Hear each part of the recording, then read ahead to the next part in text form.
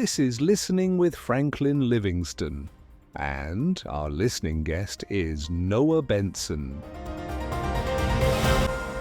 So today we have Noah Benson, a musician, a music educator, and a very cool human being. Welcome, Noah. Well, thank you so much for this opportunity. I really appreciate it. When you reached out, I thought I thought that your ideas and your philosophies were very in tune with mine. I thought we could have a really great conversation. Yeah, so you were talking about the way you grew up and you did not understand a lot of things then and later on in life, and especially when you began working with kids.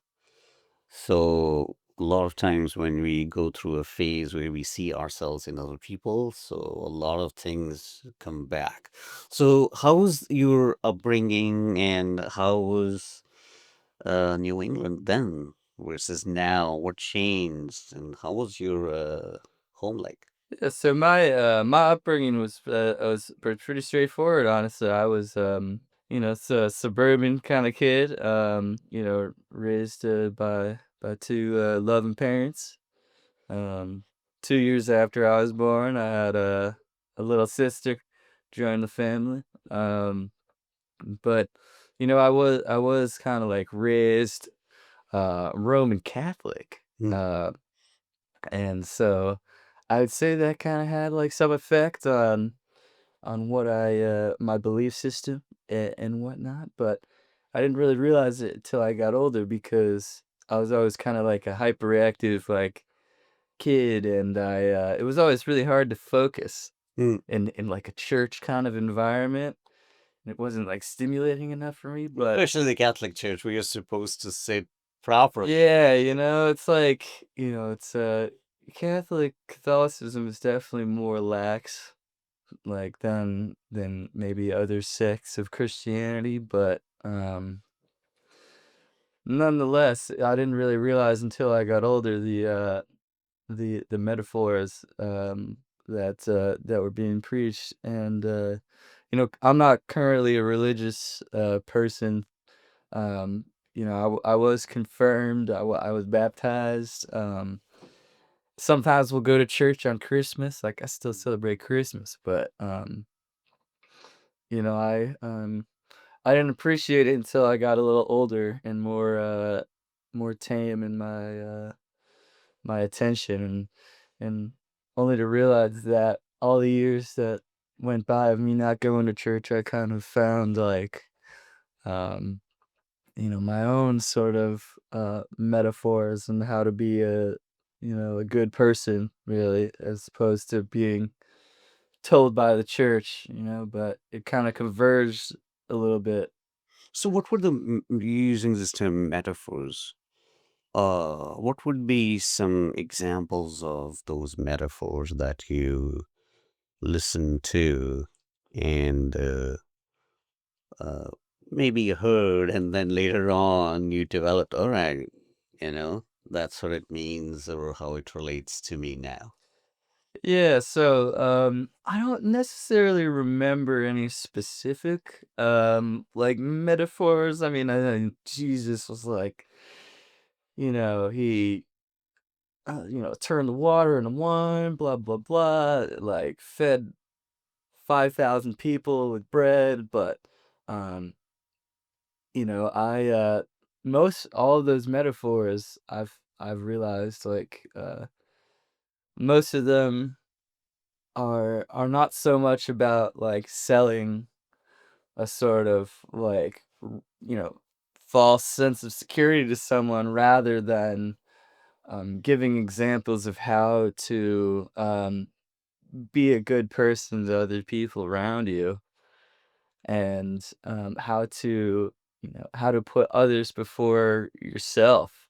And that is something that I didn't value as much as a kid, but only because I kind of had my own path of figuring that out myself.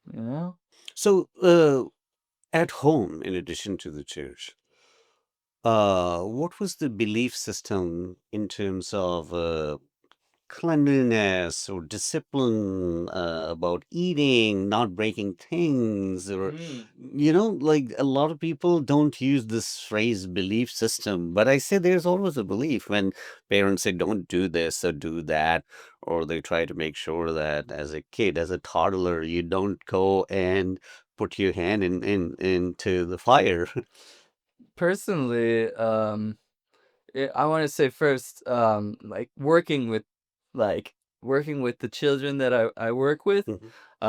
I see a lot of, everybody's different, and so I'll have some kids that are really well behaved and some kids that are really not. And so that seeing that really makes me reflect on myself every single day because, um, growing up, I was, I would say we weren't like in a strict household, but we were in a household of mutual understanding and that if you behave yourself and that if you, you know, if you apply yourself in your duties and school and chores, then uh, the level of stress in the household, you know, goes down, and so um, I can't really. I think maybe at like an early age, I realized that I just pulling my weight and obeying my mother and father's orders was the best way to go without punishment or whatever because I wasn't a perfect kid. Like I would have timeouts or like Mm. I'd be sometimes I would like go to bed without dinner or just because I would, misbehave like any other kid, but um, overall, like I do believe that kind of planted a seed on how I would go about my life going forward. Both your parents were Roman Catholics? Yes, yes, they were. But we because we kind of like fell out of it. It wasn't there wasn't any hard fast moment where we stopped. It was kind of just fizzled out. Gradually, yeah. Yeah. Yeah. But they were, so you went through this confirmation and baptism. So were they big on this catechism, or you have to get confirmed and then get your Holy Communion, or it was because you guys were just going to a church and then it happened? I was baptized because my grandfather on my mother's side we were really close and he was a religious man, a Mhm. very smart man. He was a professor of economics at Long Island University, Oh. formerly CW Post, for over 30 years, and unfortunately, he passed in 2012. But he was very adamant about it, I believe, and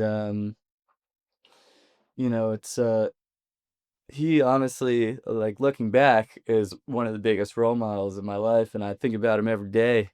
Um, but he never let like religion get in between like deep talk and like you know f- um tough conversations. I feel like some people can be like, if you're like a fundamentalist kind of like, you gotta step around and like, especially when it comes to like sexuality or like um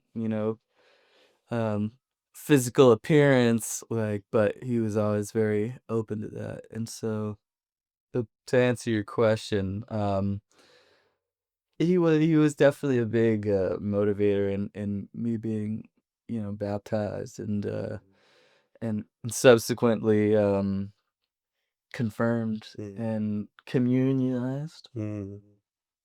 Because I know a lot of people who still might have some sort of affiliation with a particular denomination or a church, but they don't hang on to whatever the church or that tradition has given to them.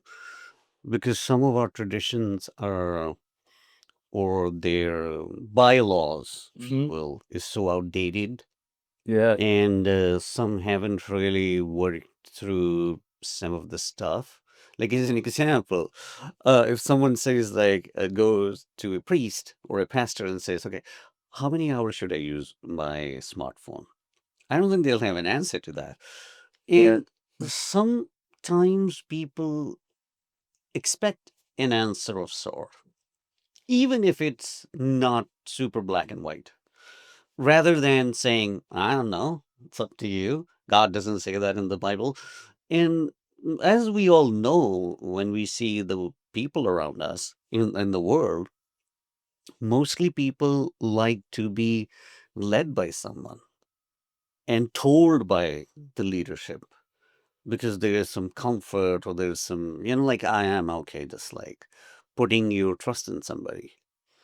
And that's why people who come from faith-based backgrounds, I think they have some expectations that the leaders will give us enough to live by. And when they don't see that, they either leave the church or they leave the tradition. And that's very common nowadays, especially uh, in the US and Western Hemisphere, because people don't find that truth relevant to them, or the way it's being presented comes across really foreign, right? Yeah. And why? Like, even I would question, like, you go to church, why do priests have to wear that vestment, right? Mm-hmm. And if you have a logical answer for me, I would be very happy. But if there's still that, question or dilemma I'm stuck with, then my focus is on that rather than what they're teaching and all. Mm-hmm. So I think that's one of the disconnect which I see currently Yeah. between the religious institutions. Instead of, you use this as a metaphor, instead of just going after these basic principles of Christianity, love your neighbor as yourself, Mm-hmm. love your God the first, right? And you said it actually better than me. You said putting other people before you. Mm. So when you love someone who's a stranger to you, and you put their needs before you, it's not easy. But that's the foundational principle of Christianity. Mm-hmm. But if that gets mixed up or um, hidden by the bells and whistles, then what's the point? Yeah, yeah, it's can be very confusing, which I feel like as people grow older and more independent, that's why they start questioning those sort of things. But I think it comes down to that's a very blatant or blanket statement, but like sense of community, I guess, Mhm. Say more about that, the sense of community. Yeah, so Because here's the thing, sorry to yeah. interrupt. Oh no. People say in general that the East Coast people are more snooty, or they're not friendly, and you go to the Midwest side and people are more friendly. Maybe South people are more hospitable, and the West Coast is all fake with plastic smiles. But Yeah. so, do we have a sense of community? Did you have when you were growing up? How was that? How are we today? And the kids you're working with, that represents our next generation. Yeah, so that's a very interesting, conversation. That's really why I wanted to, talk today because, um, when you look at what community is, it's a system of which is built up upon multiple parts, numerous parts, and because of that, it is one, But I feel that, community is not only like the driving force behind our species survival, but it's what gives people happiness. And I feel like like what you were saying about how Midwesterners can be like, like Milwaukee or, Minnesota nice or something, and then, you know, plastic smiles on the West Coast. I feel like it can, when it comes to, um, my background at least, and um, how I grew up and how I maintained my happiness and a healthy life is through, my support system, my friends, my family, and my pets, but I'd say what just personally, I feel like ego definitely has a lot to do with how you can adjust yourself in a community, and that's the only reason we're sitting here today is because our ancestors were smart enough to not be grumpy like, hermits, and not want to like, participate in society, um because they wanted to move on, and we as humans are kind of like always looking up, like we're the only species that like looks at the sky, you know if you think about it.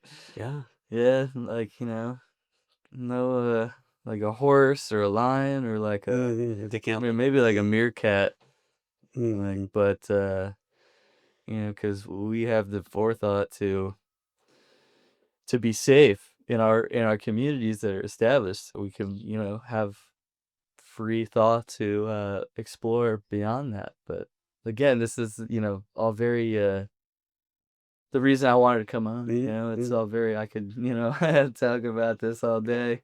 So here's the question. So your friends or support system, uh, is everybody in that group? I'm calling it a group. Mm-hmm. Uh, Gen Z, or you also have a bit older people or younger, or Yeah, so I'd say my friend group is like, um, I have friends that are most of my friends are kind of my age. I'm thinking of like, my groups that I'm in, like making music, and but also, my most of my childhood friends, I'd say, are like my age, but as I've grown older, like, I've been able to meet people, older. Some of my coworkers are like, just going to college. Um, but yeah, it's mixed, I'd different, say. yeah. Yeah. So if you were to pinpoint just one thing that's common that makes it a community, the term you use, hmm what that might be. I would say uh compromise, because um In a positive way, because yeah. some people also say, "Oh my God, compromise is a negative word." We also live in a culture where certain terms have negative connotations. So I always say, "Okay, Totally. clarify that a little." Yeah, so what I mean is like, you know, compromise, I feel like is an afterthought of self-awareness, I feel. And so in order to, compromise with someone, for example, like, um, if we're making like a song or whatever, my buddy Chris on the keyboards is like, "Hey man, like what if you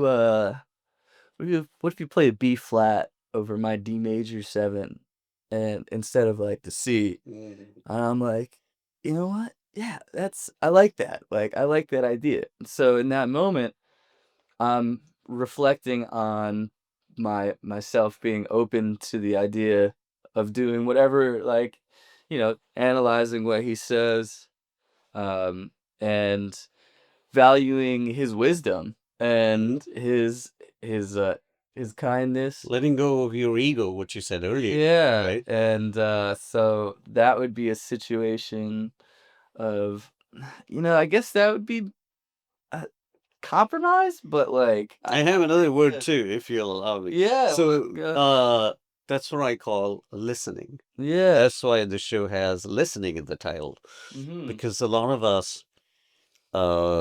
we would hear someone, and then we're like, yeah, I'm gonna do whatever I want to do, right? Mm-hmm. And it's not listening, because listening gives room to develop something better, Mm-hmm. whether that's music or our personality.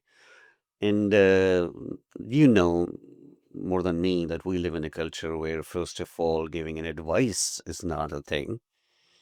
Music is a little different in general. Even when, this is my experience, people, friends would talk and they'll, oh, I'm struggling with this. What should I do? And the answer will be, yeah, maybe this is this and this is that. See, whatever you feel like doing, because we have a fear of instructing someone. We have a fear of giving our advice, because this is another word we use mostly, most of us negatively, judging, right? Mm-hmm. Oh, I'm going to get judged. Why am I telling her or him?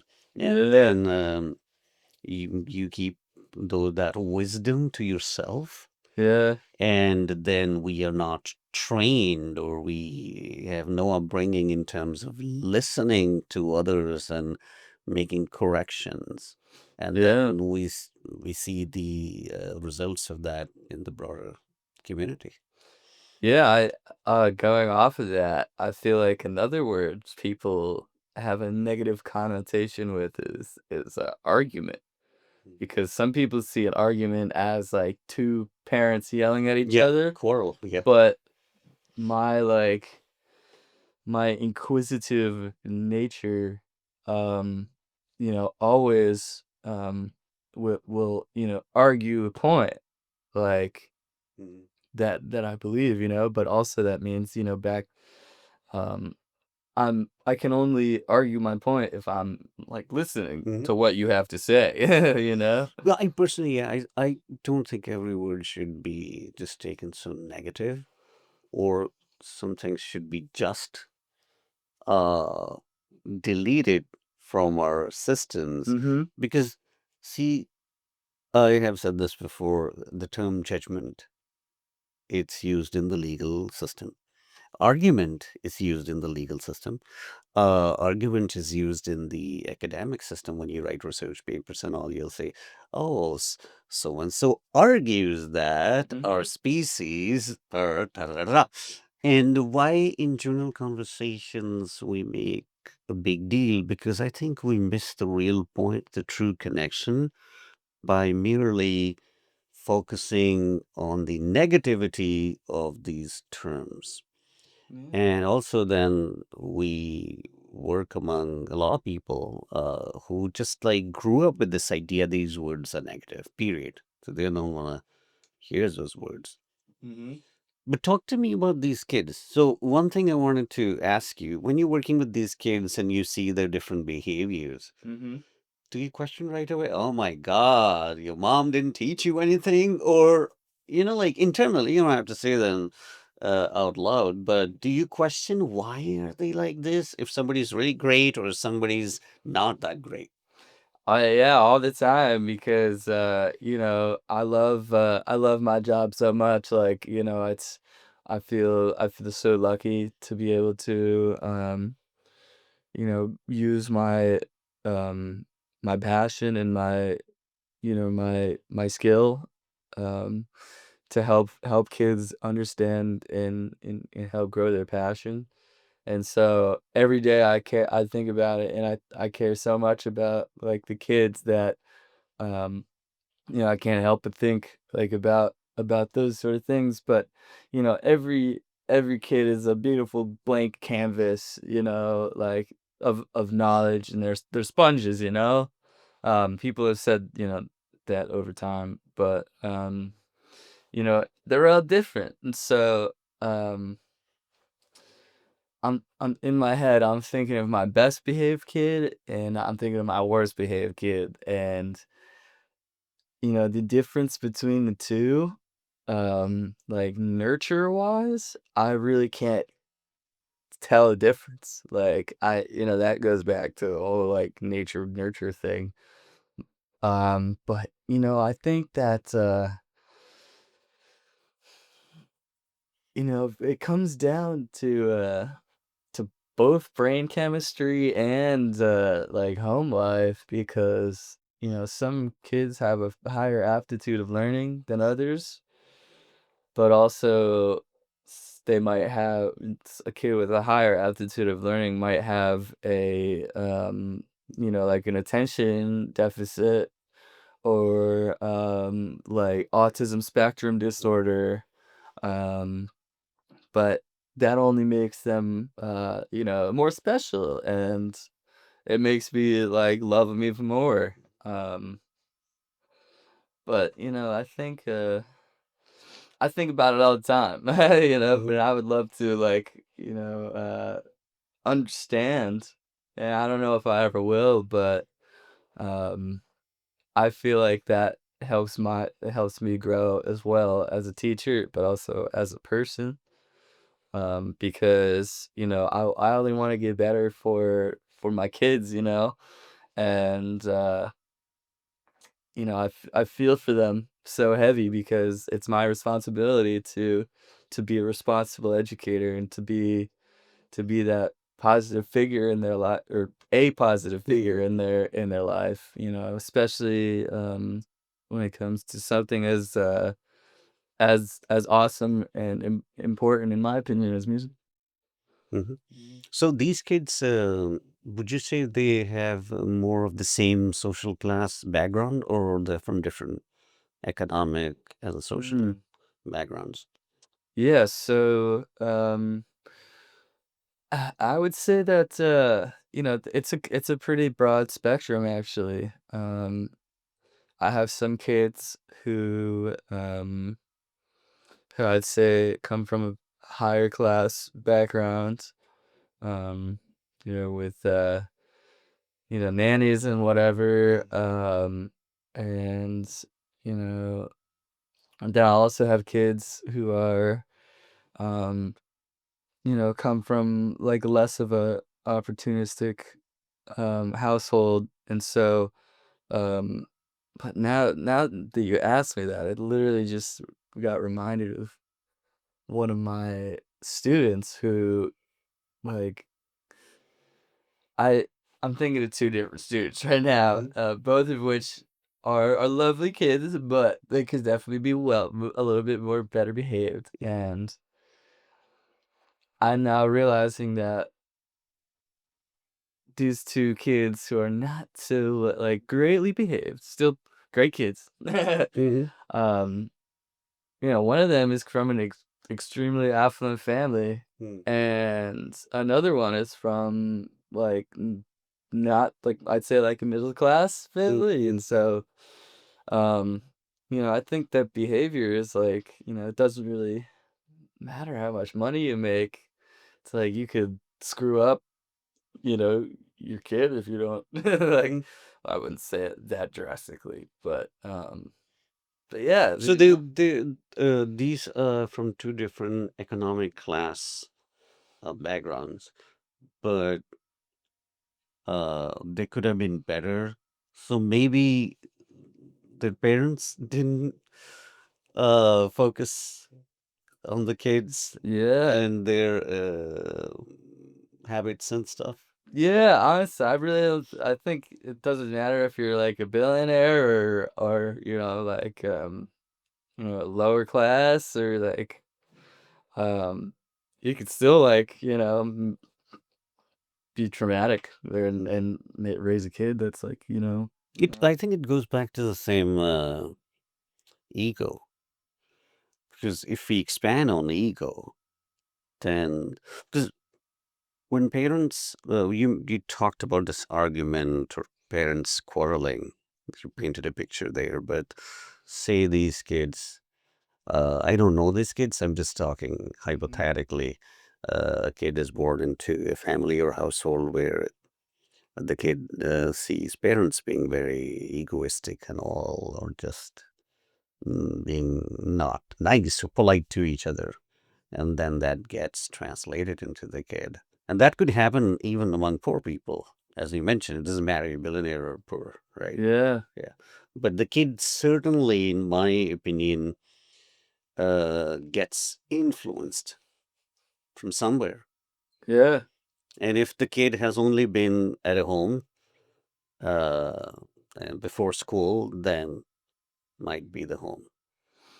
Yeah, that's very it's a very deep topic, and I wish I would love to research more on that, because as an educator, like I want to do the best that I can do to Sure. not could be a negative influence. Mm-hmm. Well, I know I'm not, but Sure, yeah, you want know. to become better and better and better. Yeah. Yeah. Exactly.